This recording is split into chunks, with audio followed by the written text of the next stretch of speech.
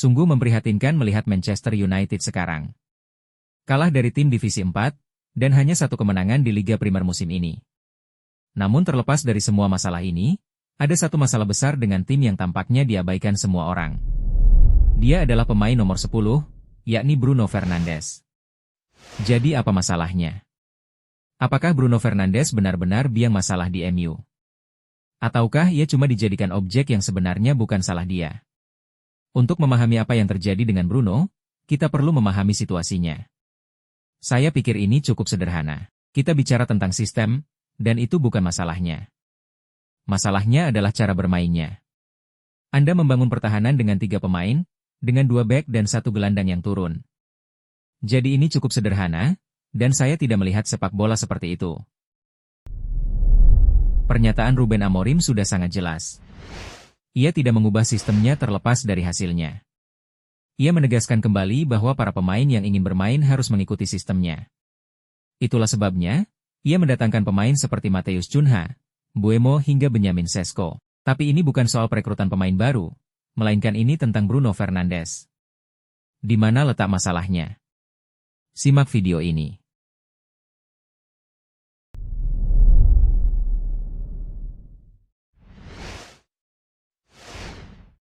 Di klip sebelumnya, Amorim berbicara tentang dirinya membangun pertahanan dengan 3 pemain, dengan 2 bek dan 1 gelandang yang turun membantu. Faktanya, agar sistem ini berhasil, gelandang ini membutuhkan fisik yang kuat untuk memaksakan permainan di lini tengah dan kaki yang kuat. Sekali lagi, kenyataannya Bruno Fernandes kurang disiplin dalam bertahan secara taktis untuk bermain di peran gelandang bertahan. Kecuali, Amorim memang tidak pernah memainkan Bruno sebagai gelandang bertahan. Dalam daftar skuad tim, profil pemain gelandang bertahan ada pada Casemiro dan Manuel Ugarte. Namun hasilnya tetap sama, dan masih belum berhasil. Jadi, apakah Bruno benar-benar masalahnya? Dan apa yang terjadi jika Manchester United bermain tanpa Bruno Fernandes? Mari kita kembali ke musim lalu. Pemain Portugal itu segalanya bagi klub. Pencetak gol, pemberi assist, dan kreator utama. Statistik juga mendukung hal ini. Gol dan asisnya untuk United di Liga musim lalu bernilai 12, atau menyumbang 30,8% dari total poin mereka musim lalu. Sebagai perbandingan, jika Anda mengambil 12 poin dari total 44 poin United musim lalu, itu berarti mereka akan finish di peringkat ke-17 Liga dengan 32 poin. Hanya terpaut 7 poin dari Leicester City di peringkat ke-18 yang terdegradasi. Ini berarti MU tanpa Bruno Fernandes akan menjadi tim yang berjuang menghindari degradasi musim lalu. Ini bukan hanya soal gol, melainkan ia benar-benar segalanya bagi klub. Di antara semua pemain yang bermain selama 900 menit di Liga Primer musim lalu, Bruno Fernandes adalah satu-satunya pemain yang rata-rata melakukan 2 tackle, 1,5 peluang permainan terbuka, 2 tembakan, dan 30 tekanan per 90 menit. Ini adalah statistik rata-ratanya. Angka-angka Bruno yang sebenarnya melampaui ini. Ia rata-rata melakukan 2,4 tackle per 90 menit, 1,8 peluang permainan terbuka, 2,8 tembakan, dan 32 tekanan per 90 menit. Ia telah memainkan pertandingan terbanyak untuk tim manapun di 5 liga top Eropa sejak tahun 2020. Tapi Anda mungkin sudah mengerti sekarang, Bruno Fernandes adalah bagian penting dari Manchester United. Terkadang ia kerap tampil buruk, tetapi sebenarnya tidak seburuk itu. Dengan semua statistik ini, itu cukup menunjukkan bahwa Bruno bukanlah masalahnya. Mungkinkah ada hal lain selain Bruno? Masalahnya justru ada pada pemain di sistem Amorim. Kita semua tahu kualitas Bruno Fernandes, yang bisa memberi umpan-umpan matang. Ia mencoba hal-hal berisiko yang ketika berhasil terlihat luar biasa. Coba bayangkan ia berperan seperti Kevin De Bruyne di Manchester City dulu. Mungkin hasilnya pun berbeda. Satu-satunya perbedaan adalah sistem yang mereka miliki. Pep Guardiola tahu pemain yang diinginkannya, menemukan pemain yang cocok dengan sistem dan saling memaksimalkan. Kevin De Bruyne adalah pesulap di City, karena kemampuannya menemukan umpan yang hampir tak terlihat oleh siapapun. Namun, orang-orang sering lupa bahwa ia tidak selalu berhasil dengan bola-bola seperti ini. Ia mencobanya dan terkadang kehilangan bola. Namun poin pentingnya di sini adalah, ia memiliki tim yang sama efektifnya dalam rebut kembali bola seperti halnya mereka menyerang. Lalu ada pemain seperti Rodri di lini tengah yang mahir mengamankan penguasaan bola untuk tim, baik dengan merebutnya maupun dengan mempertahan bola. Maka dari itu, kita tidak melihat pemain seperti itu di MU musim lalu. Bursa transfer musim panas lalu, Bruno Fernandes mendapat tawaran dari Al Ahly yang menurut laporan, sedang ia pertimbangkan. Mereka tidak menyerah untuk mengontrak Bruno Fernandes. Namun klubnya menegaskan bahwa pemain tersebut tidak untuk dijual. Seandainya MU menjualnya, biaya yang dilaporkan untuk Bruno sekitar 120 juta pounds, dan mereka bisa saja menginvestasikannya kembali untuk mendatangkan pemain baru.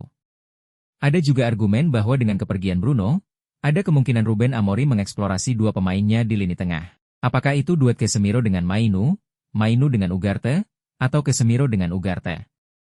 Jika United menjual Bruno, mereka tidak hanya akan kehilangan satu pemain.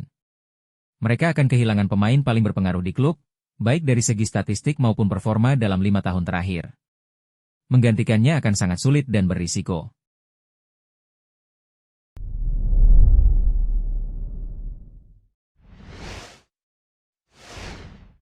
Mereka memang membutuhkan gelandang.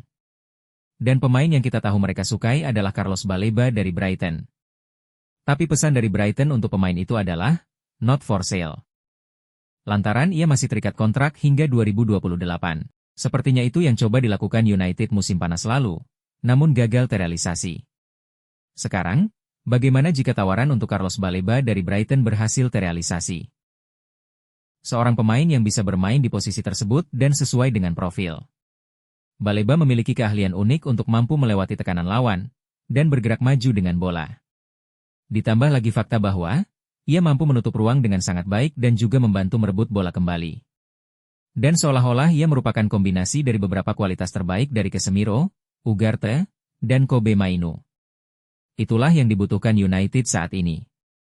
Mereka juga dikaitkan dengan nama-nama seperti Morten Hugman dari Sporting Lisbon, seorang pemain yang dikenal baik oleh manajer Ruben Amorim, dan seorang pemain yang juga cocok dengan sistem tersebut.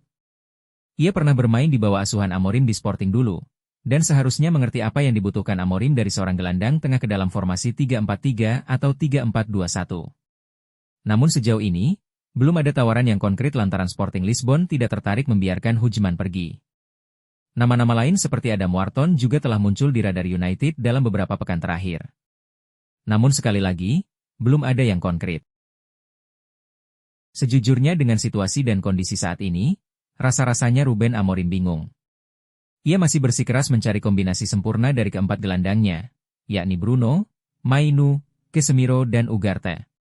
Yang jelas, United tidak akan bermain di kompetisi Eropa musim ini, dan mereka juga sudah tersingkir dari Piala Liga setelah kekalahan memalukan dari Grimsby. Artinya, satu-satunya kompetisi United musim ini adalah Piala FA dan Liga Primer. Satu pertandingan dalam seminggu, yang berarti ia punya satu pertandingan dalam sepekan untuk mengeluarkan kombinasi sebanyak mungkin dengan keempat pemainnya. Ruben Amorim tidak akan mengubah sistemnya dalam waktu dekat. Artinya, versi United yang kita lihat sekarang adalah apa yang akan kita lihat dalam beberapa minggu mendatang. Kesimpulan tentang paradoks Bruno Fernandes sederhana. Dia bukan masalahnya. Dan dia tidak pernah menjadi masalah untuk timnya. Ini hanya masalah apa yang ada di sekitarnya. Kini, situasinya semakin memanas karena Bruno Fernandes dikelilingi oleh tim yang sejujurnya kurang kedalaman kualitas. Namun, semua itu bisa saja berubah dalam waktu dekat. Pemain seperti Matheus Cunha dan Bryan Mbeumo tampil impresif dalam beberapa pekan terakhir. Mereka tampak seperti pemain yang dapat meringankan beban kreativitas Bruno Fernandes. Sebagai perbandingan, keduanya sendiri mencetak lebih banyak gol di IPL daripada pemain lain di skuad United musim lalu. Jika mereka bisa beradaptasi dengan cepat, itu akan sangat membantu timnya. United memang terpuruk hingga ke titik terendah sepanjang masa musim lalu. Untuk pemain sekelasnya dan segala yang telah ia lakukan untuk membawa klub, tentu akan sangat mudah bagi Bruno untuk memutuskan pindah musim panas ini ke Liga Arab. Namun sebaliknya, Bruno memilih untuk bertahan di United. Meskipun musim ini adalah tahun Piala Dunia di kalender 2026, ia adalah orang yang ingin memberikan segalanya untuk klub.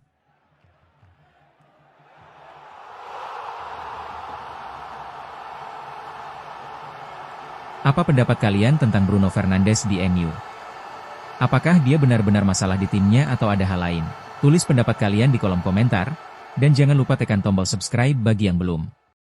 Terima kasih sudah menonton hingga detik ini, dan tunggu analisis menarik lainnya di video selanjutnya.